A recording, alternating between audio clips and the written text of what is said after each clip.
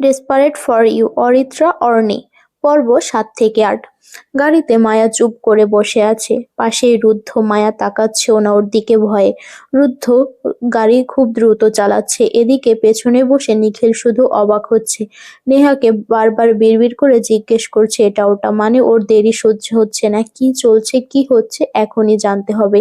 নেহা বারবার রেগে যাচ্ছে, চুপ থাকতে বলেছে, কিন্তু নিখিল চুপ বসছেই না, নেহাকে ধাক্কা দিচ্ছে বারবার। নেহা চুপ করে আছে। বাড়ি গিয়ে আজ আগে নিখিলের মাথা ফাটাবে বলে ঠিক করে নিয়েছে। বাসার সামনে এসে গাড়ি থামলো। মায়া আগে আগে নেমে যাবে, দেখলো দরজা খুলছে না, কিন্তু নেহা আর নিখিল ঠিকই নেমে গেছে। মায়া তাকালো রুদ্ধর দিকে। রুদ্ধ সামনের দিকে চেয়ে বসে আছে, যেন সে কিছুই জানে না। মায়া আস্তে করে বলল, নামবো আমি। রুদ্ধ গাড়ির স্টিয়ারিং এ হাত রেখে সামনের দিকে চেয়েই বলল, নামো। দরজা তো খুলছে না, তাহলে বসে থাকো। মায়া হতবাক, কি বলবে এবার। এদিকে গাড়ির গ্লাসটা ওঠানো, বসে রইল মায়া চুপ করে। নিখিল আর নেহা নেমে গেছে। মায়া নামছে না দেখে নিখিল বলল, মায়া কেন নামছে না? এই তুই সত্যি করে বলতো কি হচ্ছে? নেহা বলল, আমি কি করে বলবো কি হচ্ছে? আর তোমার এত জানতে হবে কেন? যা হচ্ছে হোক, খারাপ তো হচ্ছে না। নেহার কথা শুনে নিখিল আর চোখে চেয়ে ভ্রু নাচিয়ে বলল, চাল ঝুটি, তুই জানিস সবকিছু। বল বল, কি চলে ওদের মধ্যে? আমি কি তোমার মতো নাকি কাদের মধ্যে কি চলে সেই খবর রাখতে যাব? নিখিল নেহার থেকে একটু দূরে দাঁড়িয়ে ছিল। হুট করে এক লাফে নেহার সামনে এসে দাঁড়ালো। নেহা ভয় পেয়ে কিছুটা পিছিয়ে গেল। নিখিল নেহার দিকে একটু ঝুঁকে বলল, তোর খবরও কিন্তু আমার কাছে আছে। উল্টাপাল্টা কিছু করলে না মাথার চুল সব কয়টা উঠিয়ে দিব, বুঝলি? নেহা কটমট করে নিখিলের দিকে চেয়ে নিখিলের বুক বরাবর ধাক্কা দিয়ে কিছুটা সরিয়ে দিয়ে বলল, তোমার খবরও আমার কাছে আছে, বুঝলে ভণ্ড নিখিল। নিখিল হাসলো, বলল, আমি ভণ্ড, তবে সব জায়গায় না ডেয়ার। কিছু কিছু জায়গায় আমি খুব লয়াল। তুই ওসব বুঝবি না, চল। কথাটা বলেই নেহার ঘাড় চেপে ধরে নিয়ে যেতে লাগলো বাসার দিকে। নেহা চেয়েও ছুটতে পারল না, এই লম্বুর সাথে নেহা পারে না। নিখিলের জীবনের কার্টুন বোধহয় নেহা। ছোটবেলা থেকেই দুটো একটা আরেকটার পিছু লেগেই থাকে, মারামারি করে। কতবার নেহা নিখিলকে খামচে রক্ত বের করে ফেলেছে তার হিসেব নেই। নিখিলও কম করেনি, কাদামাটিও খাইয়েছে নেহাকে। একজন আরেকজনের চরম দুশমন বলা চলে। গাড়িতে মায়া চুপ করে বসে আছে, পরনের ওড়নাটা বারবার আঙুলে পেঁচিয়ে আবার খুলছে। বুকটা কাঁপছে তার। বদ্ধ গাড়িতে রুদ্ধর সাথে একা বসে। এদিকে রুদ্ধ সামনের দিকে চেয়ে। হুট করেই রুদ্ধ মায়ের দিকে চেয়ে চেয়ে বলল, লুক অ্যাট মি। মায়া সঙ্গে সঙ্গে রুদ্ধর দিকে তাকালো। রুদ্ধ মায়ের দিকে চেয়ে বোধহয় স্থির হয়ে গেল। যেভাবে ওকে নিজের দিকে তাকাতে বলেছিল, এবার রুদ্ধ নিজেই থমকে যাচ্ছে। তবুও রুদ্ধ বলল, তুমি কি এখনো ভয় পাচ্ছ আমাকে? মায়া কি বলবে ভেবে পেল না। একটু সময় নিয়ে বলল, না, আপনাকে না, ওই ঘটনা। মায়া কথা শেষ করার আগেই রুদ্ধ বলল, ওসব ভুলে যাও। কথাটা বলেই রুদ্ধ পরপর বলে উঠল, আর হ্যাঁ, এত ভীতু দৃষ্টিতে প্লিজ সবার সামনে যেও না। মায়া রুদ্ধর কথা বুঝতে না পেরে বলল, জি, কিছু না, বাসায় যাও এবার। কথাটা বলেই রুদ্ধ গেট খুলে দিল। মায়া নেমে গেল। রুদ্ধ গাড়ি থামিয়েছিল বাসার কিছুটা সামনে। মায়া এক প্রকার দৌড়েই বাসার গেট দিয়ে ঢুকে গেল। রুদ্ধ গাড়িতে বসেই চেয়ে রইল। মায়া যেতেই রুদ্ধ বলল, ভীতু মেয়ে, তোমার ওই ভয় পাওয়া চোখের দৃষ্টি আমার ঘুম কেড়ে নিতে সক্ষম। তা কি তুমি বুঝবে কখনো? মায়া দৌড়ে বাসায় চলে এলো সোজা। মহিমা বেগম মেয়ের দিকে চেয়ে অবাক। মায়া রীতিমতো হাঁপাচ্ছে দেখে মহিমা বেগম বলল, অমন ছুটছিস কেন? বাঘ তাড়া করেছে তোকে? বাঘ না, সিংহ, ভয়ঙ্কর সিংহ মা। মায়া রুমে এসে দরজা বন্ধ করে দিয়ে বিছানায় গিয়ে বসলো। মায়ার কানে শুধু তখনকার রুদ্ধর বলা একটা কথা বাজছে, আমি থাকতে তোমার কোনো ভয় নেই।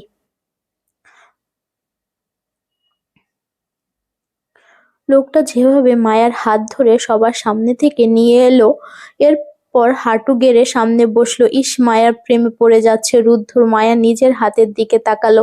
এই হাতটা রুদ্ধ শক্ত করে চেপে ধরেছিল। মায়া ভাবলো, সারা জীবন যদি রুদ্ধ এভাবে ওর হাত ধরে রাখতো। পরপর মায়া নিজের মাথায় নিজেই হাত দিয়ে বাড়ি দিল। কি ভেবে যাচ্ছে ও? কোথায় রুদ্ধ আর কোথায় মায়া? সে বড়লোকের ছেলে, বিদেশ থেকে এসেছে লেকচারার। মায়া এইটুকু একটা মেয়ে, রুদ্ধ মায়ার মোহ। এসব ভেবেই মায়া বিছানায় শুয়ে পড়ল। সব আজকাল কেমন এলোমেলো লাগে মায়ার। রুদ্ধ তখন বাসায় আসেনি, সোজা আবার সেই প্লেগ্রাউন্ডে গেছে। আসিফ ওরা বসেছিল।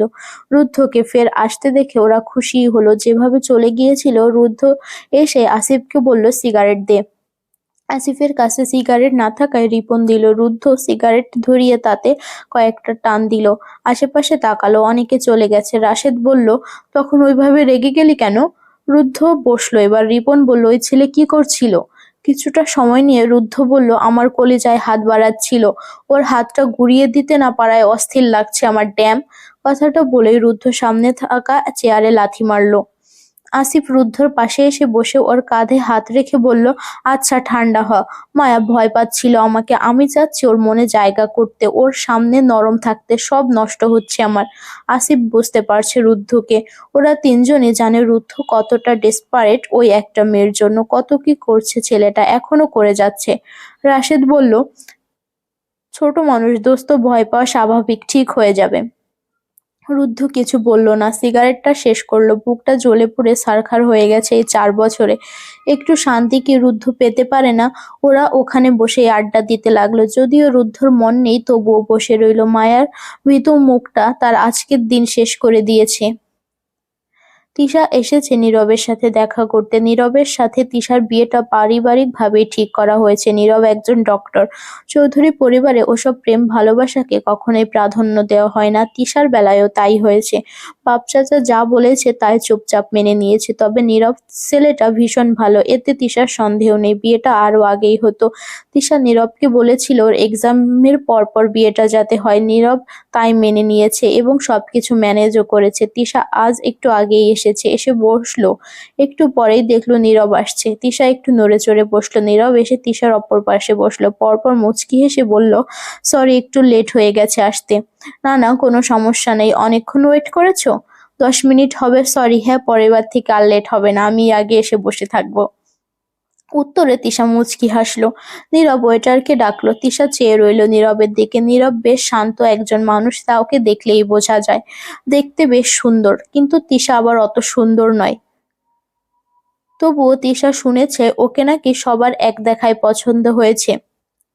ওয়েটার এলেন। নীরব মেনু কার্ডটা তিশার দিকে আস্তে করে এগিয়ে দিয়ে বলল, অর্ডার করো কিছু। তিশা ধীর কণ্ঠে বলল, আমি কিছু খাবো না, আপনি আপনার জন্য অর্ডার করুন। নীরব হাসলো একটু। যে কয়বারই দেখা হয়েছে তিশার সাথে, তিশা কিছুই খায়নি, বসে থেকেছে শুধু। নীরবের বোন লাবিবা এলে তাও একটু টুকটাক কথা বলে ওর সাথে। নীরবের সাথে তেমন নয়। নীরবও একটু শাই, তবুও বলল, প্রতিবারই এক কথা, আজ আর শুনছি না, চুপচাপ কিছু অর্ডার করো। তিশা বুঝলো বিষয়টা আসলেই অন্যরকম, তাই মেনু কার্ডটা এগিয়ে নিয়ে শুধু কফি আর পাস্তা অর্ডার করলো। এরপর দুজনেই নীরব। তাই তিশা বলল, লাবিবাকে নিয়ে আসতেন। লাবিবার ভাই এসেছে তো, চলবে না তাতে? তিশা কথাটার মানে বুঝতে বলল, চলবে। এত চুপচাপ কেন? তুমি বেশি বেশি কথা বলতে পারো না আমার সাথে? আমি বেশি কথা বললে আপনি বিরক্ত হবেন না? উহু, একটুও না। আমি চাই তুমি কথা বলো তিশা। নীরবের মুখে তিশা নিজের নাম শুনে অবাক হলো। সচরাচর ডাকে না, কিন্তু কেন যেন নীরবের মুখে ওর নামটা শুনতে বেশ লাগে। তিশা আজ একটু জড়তা কাটালো। এরই মধ্যে নীরব হুট করে একটা কাজ করে বসলো। ওর জায়গা থেকে উঠে গিয়ে তিশার পাশে গিয়ে বসলো। তিশা সরে যেতে নিলে বলল, খবরদার সরবে না। কয়েকদিন পর আমাদের বিয়ে, আর কত 10 মাইল দূরে বসবো, এর জন্য এত কাছে বসবেন? তিশার কথা শুনে নীরব হেসে বলল, আরো কাছে বসা উচিত ছিল, তবে আপাতত এইটুকু দূরত্ব থাক, বাকি কাছে আসাটা না হয় বিয়ের পর। তিশা আজ অবাকের পর অবাক হচ্ছে। নীরব আজকে এসব কি বলছে? ফোনে রোজ কথা হয় ওদের।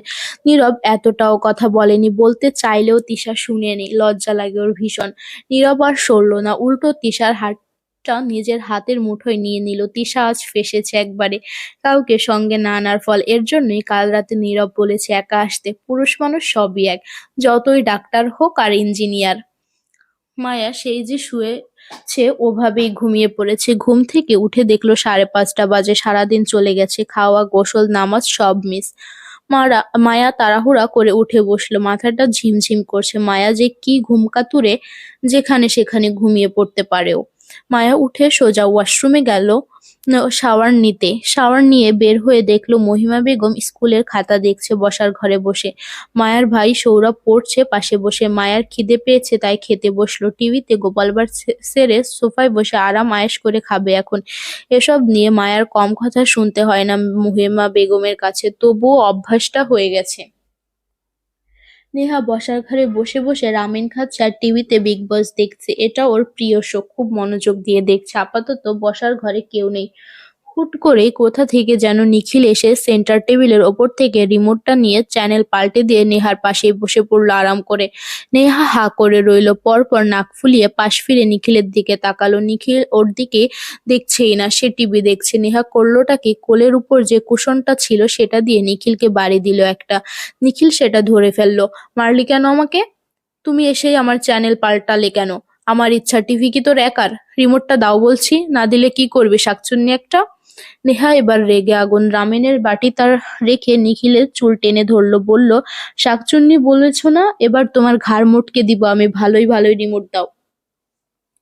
নিখিলও কম চায় না, ও নেহার ঝুঁটি চেপে ধরল। দুজনেরই মারামারি লেগে গেল। ওদের চেঁচামেচিতে সাহেলা বেগম নিজের ঘর থেকে দৌড়ে এলো। তিশা নিজের ঘরে ছিল, সেও দৌড়ে এলো। এসে দেখে নেহা নিখিল দুজনে সোফার উপর দাঁড়িয়ে একজন আরেকজনের চুল টেনে ধরে আছে। এটা নতুন নয়, মাঝে মাঝে একজন আরেকজনের মুখ দেখা দেখিও বন্ধ করে দেয় ঝগড়া লেগে। সাহেলা বেগম বললেন, নেহা কি হচ্ছে এসব? ওর চুল ছাড়। না, ছাড়বো না। ও আমার চুল ছেড়েছে নাকি? সাহেলা বেগম নিখিলকে বলল, বাবা চুল ছেড়ে দে, ওর বোনের চুল এভাবে কেউ ধরে? নিখিল নেহার চুল ছেড়ে দিয়ে বলল, ও আমার বোন না চাচি, খবরদার ওরে আমার বোন বলবা না। তিশা হাসতে হাসতে বলল, তাহলে ও তোর কি? ও আমার দুশ্মন। কথাটা বলেই নিখিল নিজের রুমের দিকে চলে গেল। নেহা চেঁচিয়ে বলল, তুমিও আমার দুশ্মনী নিখিল্লা। রাত বাজে 10টার কাছাকাছি। একটু আগে নেহা ফোন দিয়ে এত কথা বলল, নিখিল ওকে শান্তি দেয় না, এটা ওটা। মায়া শুনলো চুপচাপ। রোজকার কাহিনী। নেহা ভালোবাসে আসিফকে, কিন্তু ওর মুখে শুধু নিখিল। ওর জীবনের একটা অংশই নিখিল। মায়া অবাক হয় মাঝে মাঝে। শেষে এসে নেহা বলল, গান টান কিছু ভেবেছিস? আমার মান সম্মান ডুবিয়ে দিস না বইন। আমি বলেছিলাম আমি গান গাইবো না, তুই শুনলি না। আরে সময় আছে, প্র্যাকটিস কর, হয়ে যাবে। সর তুই। মায়া কল কাটলো। ওর নাম দিয়ে ওকে প্যারায় ফেলে ও আরাম করছে। মায়া বিছানা থেকে উঠে গিয়ে গিটার বের করলো। মায়া গানের গলা বেশ ভালো। নেহার জন্মদিনেও মায়ার গান গাওয়ার কথা ছিল আগেরবার। বেচারির ঠান্ডা জ্বর লেগে সেসব ভেস্তে গেছে। মায়া ভাবলো, এই রাতে ঘরে বসে গান গাওয়া মানে নিজের বিপদ নিজে টেনে আনা। সোজা বাসা থেকে বের করে দিবে আজ ওকে। মায়া করলো কি, ওড়নাটা গায়ে জড়িয়ে গিটার নিয়ে চুপি চুপি বের হয়ে গেল। ছাদে যাবে এখন। ছাদে লাইট আছে। সুইমিং পুলে পা ভিজিয়ে বসে বসে গান গাইবে। মায়া পা টিপে টিপে ছাদের দিকে গেল। মনে মনে দোয়া করলো যেন ছাদের দরজা খোলা থাকে। মায়া উঠে দেখলো ছাদের দরজা খোলাই আছে। মায়া খুশি হয়ে গেল। ছাদে গিয়ে দরজাটা চাপিয়ে দিয়ে মায়া এদিকে এগিয়ে গেল পুলের দিকে। ছাদের এক কোণায় সুইমিং পুল, আরেক সাইডে একটা ছোট্ট চিলেকোঠার ঘর। মায়া উল্টে দিকে মুখ করে পাজামা একটু উপরে তুলে পা ভিজিয়ে বসলো। এরপর গিটার নিয়ে মায়া সব থেকে পছন্দ দুটো গানের মধ্যে একটু গাইতে শুরু করলো।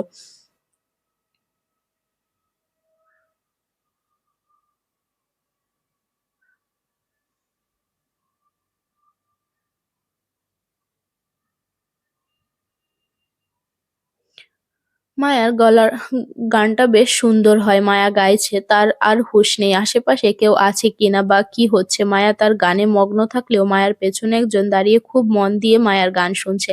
মায়া যার উপস্থিতির টেরও পায়নি। গান গাওয়া শেষ হতেই মায়া আরো কিছু সময় বসে বসে গিটার বাজালো। হুঁশ নেই আশেপাশে কি হচ্ছে। মায়া ভাবলো এবার যাওয়া দরকার, অনেক রাত হয়ে যাচ্ছে। মায়া উঠতে যাবে, তখনই মায়ার মনে হলো ওর পেছনে এসে কেউ দাঁড়ালো। মায়ার বুক কাঁপছে, ভয়ে তাকাতেও পারছে না। ঠিক সেই সময় কারেন্ট চলে গেল। মায়া আর পারল না। যেখানে ভূতের ভয় সেখানেই সন্ধে হয়। মায়া উঠে দাঁড়িয়ে দিল এক চিৎকার। অমনি কেউ মায়ার মুখ চেপে ধরলো, ধরে টেনে নিয়ে দেয়ালের সঙ্গে চেপে ধরলো। মায়া আত্মা উড়ে গেছে ভয়ে। মনে হচ্ছে আজই ওর শেষ দিন। মায়া মুখ দিয়ে শব্দ করতে পারছে না। তখন ফোনের লাইট জ্বালালে মায়া দেখলো রুদ্ধ। রুদ্ধ মায়ার দিকে চেয়ে বলল, এত জোরে কেউ চিৎকার করে, ইডিয়েট! মানুষ কি ভাববে? রুদ্ধ মায়ার মুখ ছাড়ল। মায়া বলল, আপনি এখানে কেন? তুমি কি অন্য কাউকে আশা করেছিলে? মায়া নাক ফুলিয়ে বলল, আমি ভেবেছিলাম ভূত। মায়া কথাটি বললেও সেটা রুদ্ধর কানে গেল কিনা মায়া বুঝতে পারল না। রুদ্ধ এক হাতে ওর ফোন, তাতে লাইট জ্বলছে। রুদ্ধ মায়ার একবারে কাছে দাঁড়িয়ে। মায়া চেয়ে আছে রুদ্ধর দিকে। রুদ্ধ কেমন করে যেন চেয়ে আছে মায়ার চোখের দিকে। মায়া দৃষ্টি সরিয়ে নিয়ে আস্তে করে বলল, সরুন প্লিজ। মুহূর্তে রুদ্ধ সরে দাঁড়ালো। কি হচ্ছে রুদ্ধর মনে? রুদ্ধ নিজেও বুঝলো না। তখনই কারেন্ট চলে এলো। পুরো ছাদে আবার বাতি জ্বলে উঠলো। মায়া এখনো আগের জায়গায় দাঁড়িয়ে আছে। রুদ্ধ মায়ার দিকে ফিরে চেয়ে বলল, এত রাতে এত রাতে ছাদে কেন তুমি? মায়া নিজের হাতের গিটারটা শক্ত করে চেপে ধরল, বলল, এমনিই এসেছিলাম। রুদ্ধ সামান্য হেসে মায়ার দিকে একটু এগিয়ে গিয়ে বলল, গানের গলা বেশ ভালো মেয়ে তোমার। রুদ্ধর কথা শুনে মায়া চমকে উঠল। রুদ্ধর গান শুনেছে, তার মানে রুদ্ধ অনেক আগে থেকেই ছিল এখানে। মায়া কি বলবে ভেবে পেল না। রুদ্ধ ফের বলল, চুপ হয়ে গেল কেন? গান শুনে ফেলেছি বলে রাগ করেছো? না, রাগ করবো কেন? ভার্সিটিতে নেহা জোর করে নাম দিয়ে দিল তাই। রুদ্ধ একটু সময় নিয়ে বলল, অনেক রাত হয়েছে, নিচে যাও এবার। মায়া মাথা নেড়ে রুদ্ধকে পাশ কাটিয়ে সিঁড়ি দিয়ে নেমে গেল। মায়া যেতেই রুদ্ধ বুকের বাপাশে হাত রাখলো। কেমন লাফাচ্ছে বুকটা। মায়াকে রুদ্ধ কিছু বলতে চাইলো, কিন্তু মায়া সামনে থাকলে রুদ্ধ এলোমেলো হয়ে যায়। রুদ্ধর মাথায় অন্য কিছু ঘোরে। রুদ্ধ চায় না ভুলভাল কিছু করে ফেলতে। মায়া এখনো সবকিছু থেকে বেখবর। রুদ্ধ এবার আকাশের দিকে তাকালো, অনেক চেঁচিয়ে বলল, হে খোদা, আর কত ধৈর্যের পরীক্ষা নেবে আমার? এই পিচ্চি মেয়েটাকে আমার করে দাও, প্লিজ গড, ওকে আমার করে দাও। আমি আর কিচ্ছু চাই না, শুধু ওকে চাই। রুদ্ধ ছাদ থেকে নামলো না। ছাদের দরজা চাপিয়ে দিয়ে চিলেকোঠার ঘরে গেল। সেখানেই ছিল রুদ্ধ সন্ধ্যা থেকে। চিলেকোঠার ঘরটা রুদ্ধ নিজের মতো করে সাজিয়েছে। অনেক অনেক বই রাখা, সাথে ছোট্ট একটা বেড আছে, বসার জন্য সোফা আছে। রুদ্ধ বই পড়তে পছন্দ করে, একাকী থাকতে ভালোবাসে। সেই হিসেবে এই রুমটা এমন করে তৈরি করা। রুদ্ধ আবার গিয়ে সোফায় বসলো। তখন বই পড়ছিল রুদ্ধ। হুট করে গিটারের শব্দ শুনে বের হয়ে মায়াকে দেখছে আর ওর গলায় গান গাওয়া শুনেছে, ওখানেই দাঁড়িয়ে ছিল। রুদ্ধ মুগ্ধ হয় এই মেয়ের উপর। রুদ্ধ আবার বই নিয়ে বসলো। পরের দিন সকাল সকাল মায়া উঠে ভার্সিটির জন্য রেডি হলো। নেহার খবর নেই কাল থেকে। সেই যে কল কাটলো, মায়া নিচে নামতেই দেখলো নিখিল বাইক বের করেছে। নিখিলও একই ভার্সিটিতে পড়ে, তবে ফাইনাল ইয়ারে। নিখিলের কাঁধে ব্যাগ। নিখিলের আবার ড্রেস আপ বেশ ইউনিক হয়। আশেপাশের টিনেজ মেয়েগুলোর ক্রাশ নিখিল। সে কথা মায়া আর নেহা ভালো করেই জানে। তবে নিখিলকে কখনো কারো সাথে দেখা যায় না। সে তার মতো অলওয়েজ চিল মুডে ঘুরে বেড়ায়। মায়াকে দেখে নিখিল বলল, কিরে, ওই শাকচুন্নিকে ডাকতে যাস নাকি? তুমি ওকে শাকচুন্নি বলেছে, এটা জানতে পারলে তোমার সাথে আবার ঝগড়া লাগাবে, জানো না? নিখিল ডোন্ট কেয়ার ভাব নিয়ে বলল, লাগাক, ওর মতো পুচকি আমাকে কি করবে? কথাটা বলতে বলতেই নেহা চলে এলো। নিখিলের দিকে চেয়ে চোখ ছোট করে চেয়ে বলল, কি বলেছিল আমার নামে তুমি? নিখিলের মুখটা চুপসে গেল। নেহা মায়াকে বলল, কি বলছিল রে আমার নামে? নিখিল মায়াকে বলল, আমি ওর নামে কিছু বলেছি? মায়া, তুই বল। মায়া নিখিলের কথা শুনে অবাক কণ্ঠেই পরিবর্তন হয়ে গেছে বেচারার। নেহার দিকে বাঘের মতো চেয়ে আছে। মায়া নিখিলের দিকে তাকালে নিখিল ইশারায় বলল যাতে এবারের মতো বাঁচিয়ে দেয়। মায়া বলল, না, তোর নামে কিছু বলেনি, এমনিই কথা বলছিলাম। নেহা যেন বিশ্বাস করলো না কথাটা। নিখিল বাইক নিয়ে যেতে যেতে বলল, মানুষ ভাবে নিখিল চৌধুরী তাদের নিয়ে কথা বলবে, খুব এত খারাপ দিন আসেনি। নেহা রেগে আগুন হয়ে যায়। নিখিল ততক্ষণে চলে গেছে বেরিয়ে। নেহা বলল, তুই মিথ্যে কেন বললি? ও আমার নামে কিছু বলেছিল। চুপ কর তো, চল, দেরি হয়ে যাচ্ছে। মায়া নেহাকে টেনে নিয়ে গেল সঙ্গে। নেহা আর মায়া ভার্সিটি পৌঁছে আগে একটু হাঁটলো দুজনে গল্প করতে করতে। মায়ের খুব ইচ্ছে করছে নেহাকে বলতে কাল রাতের ঘটনা, কিন্তু নেহাকে বললে নেহা তিলকে তাল বানাবে। এমনিই ভাবি ভাবি বলে পাগল করে ছাড়ে। নেহা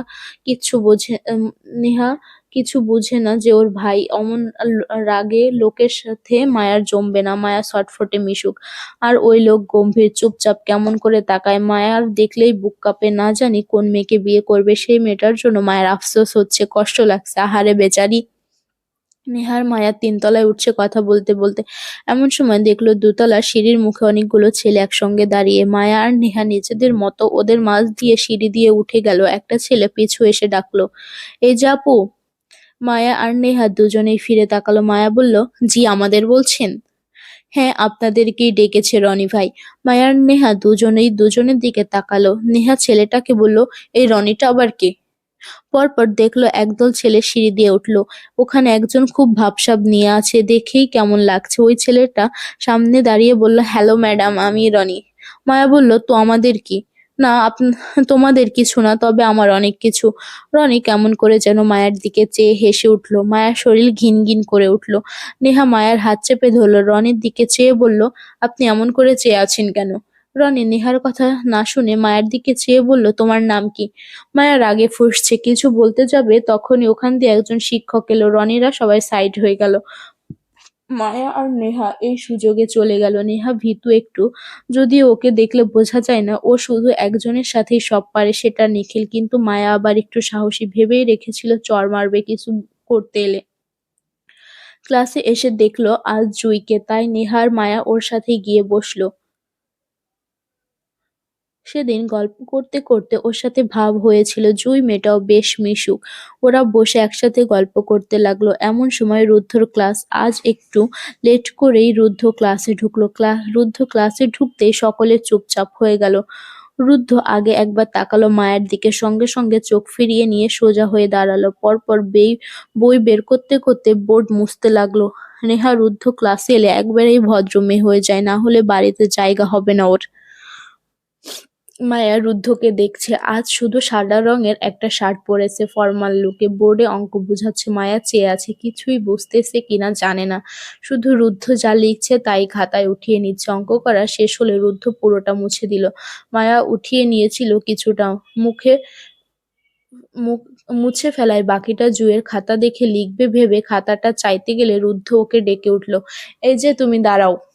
মায়া চমকে গেল। কাকে বলছে বুঝতে না পেরে পেছনে তাকাচ্ছে। রুদ্ধ এগিয়ে এলো, মায়ার টেবিলের সামনে এসে দাঁড়িয়ে বলল, তোমাকেই বলছি। মায়া দাঁড়ালো। রুদ্ধ কি শুধু ওকেই পায়, নাকি ইচ্ছে করে এমন করে ওকে দাঁড় করায়? রুদ্ধ বলল, যেটা বুঝিয়েছে এতক্ষণ বুঝেছো? মায়া গেল ফেঁসে। এবার কি বলবে? ও তো কিছুই বুঝেনি, শুধু খাতায় তুলেছে, তাও পুরোটা না। মায়া তবুও বলল, জি স্যার, বুঝেছি। শিওর? হ্যাঁ। রুদ্ধ এবার ওর হাতে মার্কার পেনটা মায়ার দিকে এগিয়ে দিয়ে বলল, যাও বোর্ডে গিয়ে করে আসো আবার, সবাই যেন বুঝতে পারে। মায়ার মাথায় যেন মুহূর্তেই ভবনের ছাদটা ভেঙে পড়লো। বলে কি, যে অঙ্ক নিজেই বোঝেনি সেম অঙ্ক সবাইকে কি করে বোঝাবে? নেহা মাথায় হাত দিয়ে বসে আছে। ভাগ্য ভালো ওকে ধরেনি। মায়া অঙ্ক পারলেও নেহা সেসবে খুব কাঁচা, কোনো রকমে পাশ আসে তার।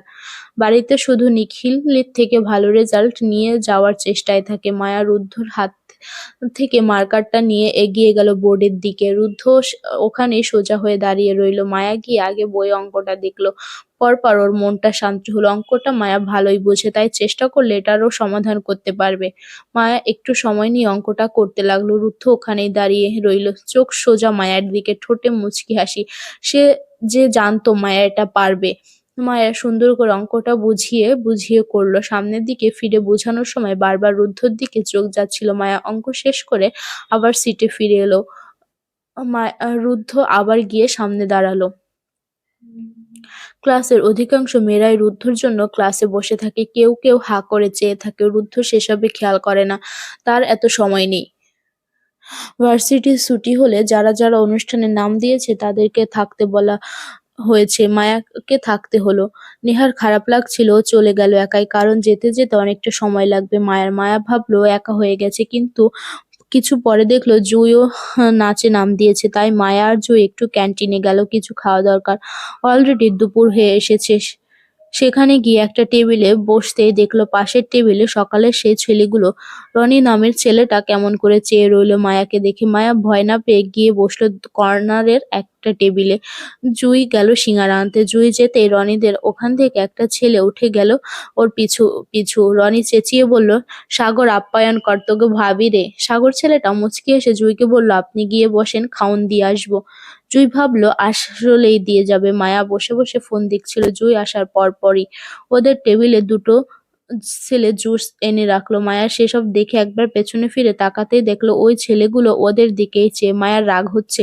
নতুন ভার্সিটি, তাই ঝামেলা করবে না ভেবে জুঁইকে নিয়ে উঠে বেরিয়ে গেল।